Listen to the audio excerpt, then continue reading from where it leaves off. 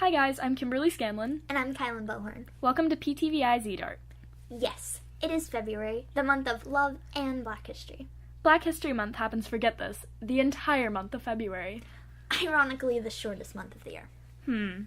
Well, during these 28 ironic days, we celebrate the achievements and progress that has been made in the Black community. Here at Pompano Beach High School, we have decorated bulletin boards around the school to be themed around Black History Month. These bulletin boards display messages that remind students about Black History Month. Some display things such as, "We love Black History Month," but to me it's like, congrats, you love it. Now what is it? We're not getting the full effect of these boards. All we're getting is that, yes, it's Black History Month, but what is happening during Black History Month? Who are the people we're celebrating? So I feel like these bulletin boards aren't living up to their potential.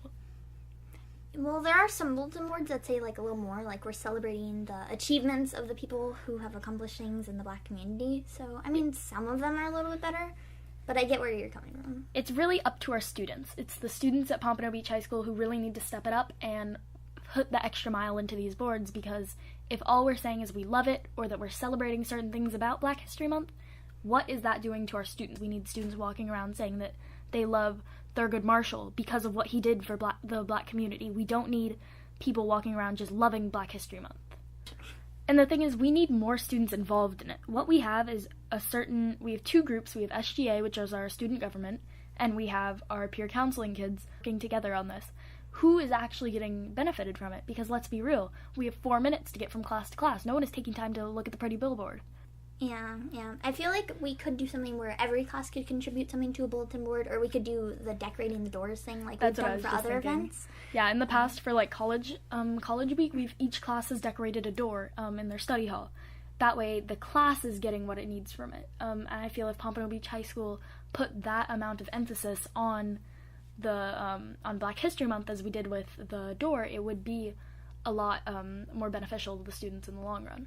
So the only other thing our school really is doing is the morning announcements that they're doing in the morning, where they state a fact about one person in the Black community that accomplished something. But the thing is, these one fact a day, in the morning, half the kids don't even say the pledge. Like, we are not, the kids are not listening. No one really listens. The kids are not listening to the fact you're spitting out every day. Just because you spit out a fact does not mean we're going to retain it. And the thing is, we can love it as much as we want, but if we're not educated about it, there's no reason to have it. Yeah, it's also the teachers could really step up, because they're not mentioning it. They listen to the fact and then they don't bring it up, or they don't say, "Oh, that was cool." Like, you could at least mention that it happened. I really feel like if the teacher did bring it more into the classroom, it would engage kids with it, bringing more educated people out of Pompano Beach High School.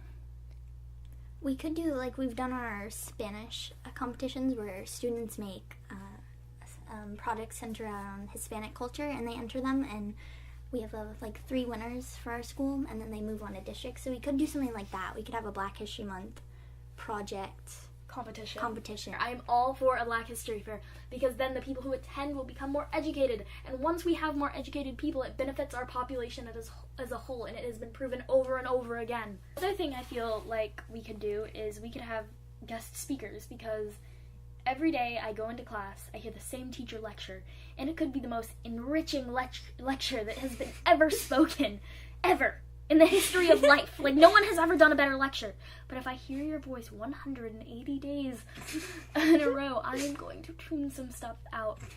But whenever we have a guest speaker come in, it's human nature. We automatically say, "This isn't normal. This is cool. I want to do this more." Snap, snap, snap, snap. Lots of snaps start happening. And when these snaps go off in our brain, we want to listen. We're more engaged by this different voice and these people who probably don't lecture every day. And if they don't lecture every day, they're probably much, much more animated, and they're probably going to draw on our audience even better. And if we did that for Black History Month, we'd have a bunch of educated people walking around the school talking about how cool our guest speaker about Black History Month was.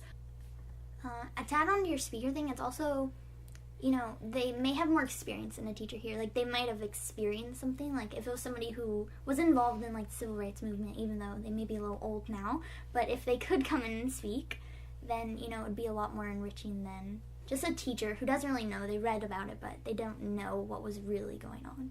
At my middle school, we actually did a Hispanic Heritage Night, so we could do something, like, similar to that, like Black Heritage Night, or we could That'd be have cool. another Hispanic Heritage Night, and it was like we'd eat like Hispanic foods, and we'd look at all the Ooh. Spanish students and their projects, and like, you know, and I learned a lot when I went to that, because I don't personally know very much. I feel like when we do allow students to immerse other students into these cultures, it really gives you a chance to, like, students will listen to students. It's been Yeah. told time and time again. The student understands something, another student doesn't. Teachers over years have been like, oh, explain it to that student, because we know that students are going to learn better from other students. It's just a fact. Like, we know this. This is a proven fact. We listen to our peers because we feel like we are at the same level. We don't feel like we need to resist. So if we had these students explaining what our great friend Barack Obama did, we would have a much better experience. So we know that, of course, it's a sensitive topic, which a lot of things are nowadays. Everything's a sensitive topic. What can we do to bring those who don't appreciate Black History Month for all that it is? What can we do as a school to make them appreciate it? Well, maybe they just don't know exactly what they're celebrating, because as we've said, a lot of people are uneducated about what it is. So if we do bring that education, they might be like, oh, that's why I should care. That's why we can celebrate it. Yeah. Because I know a lot of people, they see it as, why are we just celebrating Black people? Like, what's so great?